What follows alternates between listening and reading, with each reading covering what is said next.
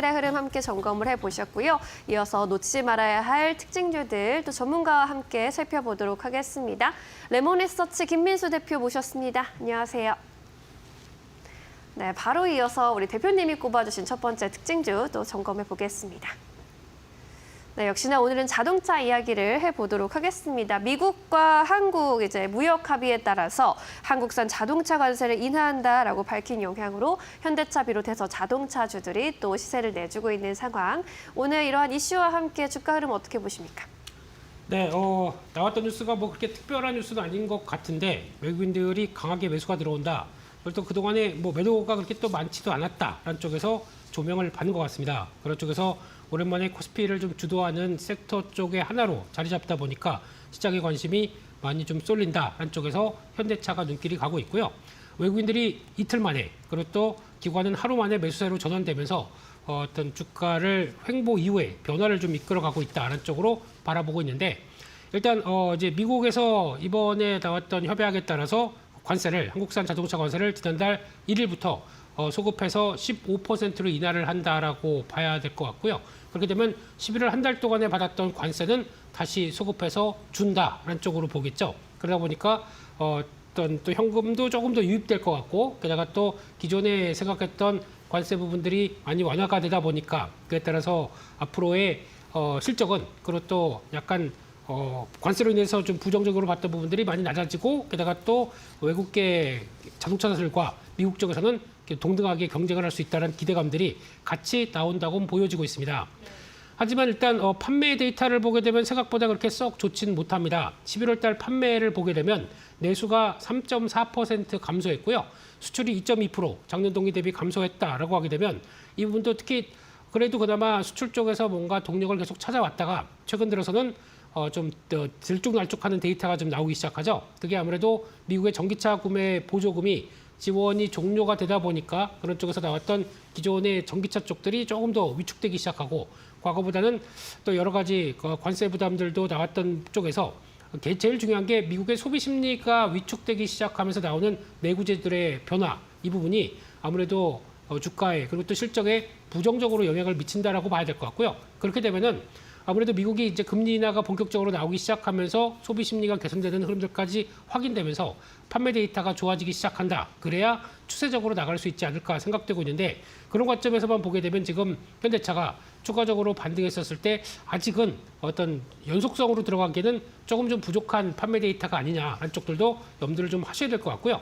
그렇게 되면은 또 현대차가 노리는 이제 성장과 관련된 쪽의 흐름을 보게 되면 일단 기존의 어떤 내연기관차에서 이제 전기차 쪽으로 갔다가 아무래도 그게 캐즘 현상들이 좀 나오기 시작하면서 미국의 전기차 보조금이 약간 사라지기 시작하면서 나오는 변화를 본다. 그러면 하이브리드 쪽으로 지금 대응을 많이 하고 있는 상황들이죠. 네. 근데 그럼에도 불구하고 앞으로 전기차 시대와 그리고 또 전동화되는 과정 쪽으로 봤었을 때 이 이동수단이라고 하는 어떤 자동차들을 아무래도 전략적으로 변화를 가져가야겠다라는 관점 쪽에서 일단 자율주행이라든가 그리고 또 SDV라고 하는 소프트웨어 디바인드 비클이라고 하는 쪽들에 대한 전환으로 이어가겠다는 쪽의 전략적인 부분들은 눈에 띈다고 봐야 될 것 같습니다. 그런 쪽에서 자동차에 들어가는 OS, 그러나 자동차도 뭐 윈도우나 아니면 또 안드로이드처럼 대표적인 OS가 자율 잡기 시작해서 그게 중심이 돼서 여러 가지 주축이 돼서 자동차를 하나로 시스템화 시킨다라는 쪽들에 대한 기대감들이 좀 크다고 봐야 될 것 같고요.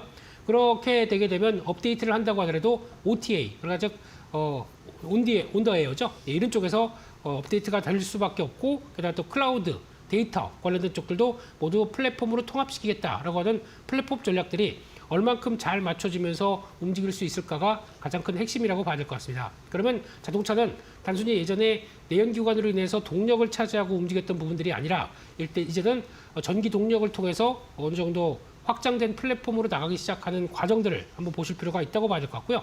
그런 쪽에서 또 하나 현대차가 노리는 쪽들은 피지컬 AI라고 하는 로봇과 관련된 쪽들에 대해서 또 하나의 성장 동력을 찾기 시작합니다. 그게 이제 아무래도 보스턴 다이내믹스를 인수한 뒤에 나오는 여러 가지 변화, 특히 휴머노이드 로봇이라고 하는 아틀라스와 함께 사족 보행 로봇까지 같이 결부시키기 시작하면서 여러 가지 실생활에 그리고 또 작업 공정에 들어가기 시작한다라고 하게 되면 이런 부분들이 아무래도 앞으로의 현대차의 성장 동력이라고 봐야 될 것 같고요. 이를 통해서 인건비나 고정 비용을 줄이고 오히려 인력을 대체하는 현상들이 나오기 시작해서 스마트 팩토리와 함께 같이 두 축으로 나가기 시작한다라고 하게 되면 현대차에 대한 또 다른 변화가 나올 수 있겠다고 바라보고 있고 그 축은 현대오토웨버가 담당할 수 있겠다라고 하다 보니까 최근 들어서 현대오토웨버가 강하게 움직이는 배경이라고도 볼 수가 있겠죠. 네. 그런 쪽에서 성과를 내기 시작한다라고 하게 되면 아무래도 현대차의 레벨업이 될 수 있는 과정들은 충분히 볼 수 있겠다는 쪽에서 바라보고 있는데 그런 측면이라고 봤을 때 일단 어떤 밸류는 상당히 아직까지는 싸다고 볼 수 있겠죠. 선행 PER로 보게 되면 여전히 5.3배 그리고 또 PBR은 0.6배 정도밖에 안 되다 보니까 저평가 매력은 충분하죠. 그런 쪽에서 성장 밸류만 얼만큼 줄 수 있을 것이냐 이게 가장 큰 관건으로 보는데 아직은 시장에서 생각하는 것보다 조금 더 시간이 걸릴 수 있겠다는 쪽에서 그리고 또 지금 배당 시즌이 돌아오다 보니까 고배당의 메리트 4.7%까지 주는 것도 아무래도 단기적으로 메리트가 있겠다라는 쪽들이지만 추세적인 상승을 위해서는 성장을 좀 더 보여줘야 된다. 이런 쪽을 포인트를 맞춰야 될 것 같습니다. 네, 오늘 또 관세 이슈로 뉴스가 많이 나오고 있는데 앞으로의 모멘텀 어떤 것들이 필요할지도 함께 짚어주셨습니다. 함께 잘 살펴보시기 바라겠고요. 이렇게 첫 번째 특징주 정리하고 두 번째 특징주 만나보도록 하겠습니다. 네, 페노션 또 점검해 보도록 하겠습니다. BDI 지수가 2년 만에 최고치를 경신했다라는 소식 전해졌고 BDI가 오르면 페노션도 함께 실적이 개선되는 구조이기 때문에 시장에서 당연히 주목을 하는 것 같습니다. 해운주 전반적으로 좋고요. 페노션은 오늘 흐름 어떻게 보셨어요? 네, 페노션 일단 수급 쪽에서 말씀을 드리게 되면 이제 외국인들이 하루 만에 대거 매수세로 나오기 시작합니다. 지금 현재 기준으로 300만 주 넘게 매수가 들어온다라고 보다 보니까 주가도 당연히 반응이 나올 수밖에 없다고 봐야겠죠. 근데 네. 그 전에 미리 기관은 한 11월 20일부터 먼저 연속 순매수를 들어갔다라고 하게 되면 아무래도 운임 지수가 바뀌면서 베팅이 먼저 들어간 쪽은 기관이다라는 쪽에서 분위기를 볼 수 있을 것 같고요. 그렇게 되면 지금의 핵심은 벌크선과 관련된 쪽의 변화, 그러니까 BDI 지수죠. 예, 그쪽들이 변화가 들어왔다라고 볼 수 있는데 지금 페노션이 하는 역할은 철광석부터 석탄, 곡물 같은 쪽들에 대해서 강점이 있고 매출의 거의 64%를 차지하다 보니까 이쪽들이 주력이다라고 볼 수 있는데 그 밖에 나머지 기타 컨테이너선이나 그리고 또 원유 제품, 그리고 또 곡물을 직접 판매도 하죠. 그런 쪽에서도 실적의 변화가 들어오는데 아무래도 벌크선 쪽의 업황이 바뀌게 되면 페노션이 가장 먼저 움직인다라는 쪽들에 대한 시각들로 바라볼 수 있을 텐데요.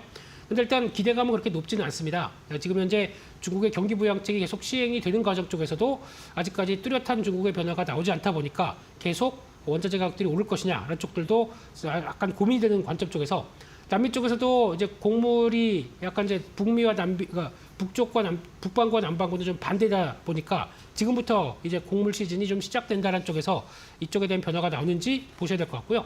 또 지난 올해 초에 나왔던 수에즈 운하가 통행 제한이 되다 보니까 그에 따른 운임 상승이 계속 여파가 미치는지 그리고 또 중국 철제 관련된 수출이 증가가 되는 모습들에도 아직 중국의 경기 부양이 충분히 나오기 시작하지 못하는 모습들이 나오다 보니까 이번에 나왔던 PMI 지표도 중국이 제조업 지표가 50대 밑으로 내려가는 모습들이 꺾이다 보니까 아무래도 기대감은 그렇게 높지 않다는 쪽에서 마찬가지로 석탄 물동량도 같이 또 하락하는 모습들이죠. 철광석과 석탄은 같이 움직일 수밖에 없는 게 일단 코올이라고 하는 쪽 코크스 쪽에서 나오는 추출물과 함께 같이 철광석을 만들다 보니까 이 두 가지가 가격은 연동된다라는 쪽들인데 아직은 그렇게 크게 반응이 좀 없다라는 쪽으로 바라보고 있는데 그럼에도 불구하고 BDI 지수가 이제 2,560선 2년 내 최고 수준까지 들어왔다라는 쪽으로 보게 되면 작년 대비해서 한 40% 높아진 수준입니다. 네. 이런 쪽으로 봤었을 땐 일단 지금 시장에서 나오고 있는 금이라든가 그리고 또 은, 구리 이런 쪽들에서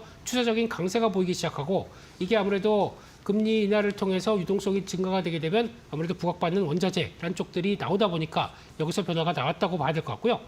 게다가 또 하나 지금 최근에 탱커선 운임이 상당히 좋습니다. 그렇다는 얘기는 미국이 이제 관세 협상을 통해서 한국이나 유럽, 일본 쪽과 함께 협상을 맺은 뒤에 LNG 수출을 강화시키겠다는 쪽들에 대한 의도가 충분히 나오는 가운데 일단 계속 뽑아내고 있는데 공급이 그만큼 아직까지는 강화가 되지 않는 측면 쪽에서 탱커선의 운임들도 LNG선을 비롯한 탱커선의 운임들이 같이 올라가는 현상들이 나오고 있다라는 쪽들이고 게다가 미국의 지금 LNG 가격들도 최근 들어서 4.8달러대까지 올라가기 시작하면서 거의 또 이제 고가를 또 시도하는 모습들이 나오기 시작하죠. 그러다 보니까 이런 쪽에서 나오는 변화까지 본다라고 하게 되면 일단 벌크선과 관련된 탱커선 이 모든 것들이 일단 가격들이 올라간다는 쪽에서 흐름들이 나올 수 있다고 봐야 될 것 같고요. 그렇게 되면은 미국도 이제 유동성 공급, 특히 글로벌 각국들이 내년도 다시 한번 유동성을 공급하는 쪽에서 풍부한 유동성이 나오기 시작하게 되면 원자재 가격들도 다시 반등할 수 있다라고 하게 되면 BDI 지수도 또 뛸 수 있다라는 쪽들에 대해서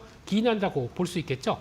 이런 변화가 나왔었을 때 그러면 어떤 벌크선 쪽들은 업황들은 기대감이 조금 더 높아진다는 쪽들로 베팅을 하는 게 맞는 것 같은데 네. 하지만 지금 단기적으로는 주가가 페노션이 저항대 부분이 좀 들어오다 보니까 4,400원, 500원대를 바로 돌파할 것이냐 이 부분은 조금 좀 쉬어갈 수도 있겠다라고 생각이 들고 있습니다. 그렇기 때문에 연속성은 일단 부각은 받았고 연속성은 아직은 조금 더 기대감이 그렇게 강하지는 않다는 쪽들도 바라보고 있는데 그런 차원에서 지금 밸류도 그렇게 비싸지는 않죠. 선행 PR이 지금 5.5배 그리고 또 PBR이 0.37배 정도밖에 안 되다 보니까 낮은 밸류 쪽에서 기대는 충분히 나올 수 있다는 쪽에서 지금 추격 매수보다는 살짝 눌렸을 때 다시 한번 흐름들을 보는 게 좋겠다. 그렇게 봐야 될 것 같습니다. 네, 벌크선 시황이 앞으로 어떻게 흘러갈지는 조금 더 지켜볼 필요가 있겠다라는 이야기로 들립니다. 앞으로의 투자 판단에 잘 참고해 보시기 바라겠습니다. 자, 이렇게 두 가지 특징주 정리를 해봤고요. 이어서 오늘의 공략주 여쭤보도록 할게요. 화요일인데 공략주 어떤 종목 들고 오셨습니까? 네, 자동차 쪽이 강하다 보니까 자동차 관련된 쪽의 부품 쪽의 한 종목 말씀을 드리겠습니다. 네. 종목이 DN 오토모티브입니다. 이 회사 같은 경우는 일단 예전에 동아타이어 쪽에서 자동차용 고무 사업 부분이 인적 분할됐다가 거기서 이제 나오는 이제 지주회사 개념들이 들어가고요. 왜냐하면 또 DN 솔루션즈라고 하는 또 과거의 두산 건설기계죠. 이쪽을 인수를 하면서 또 덩치가 좀 커졌던 모습들이고 그와 함께 자동차용 부품 튜브 축전지를 제조하는 회사로 보시면 될 것 같습니다. 그런 쪽에서 최근에 부각받는 쪽은 방진 제품이라고 하는 VMS가 부각을 받고 있는데 이쪽이 엔진이라든가 모터 이런 쪽에 들어가는 차량 진동 소음을 줄이는 핵심적인 부품이라고 봐야 될 것 같고요. 이런 쪽에서 진동도 줄이고 먼지도 좀 제거되는 이런 관점 쪽으로 봤을 때 내연기관, 전기자동차 모두 다 동일하게 들어갑니다. 그러다 보니까 전기자동차 시대 쪽에서도 꼭 필요한 부품이구나 라는 쪽에 대한 시각들이 높다고 봐야 될 것 같고요. 그와 함께 또 배터리 BTS 쪽들도 눈길이 가죠.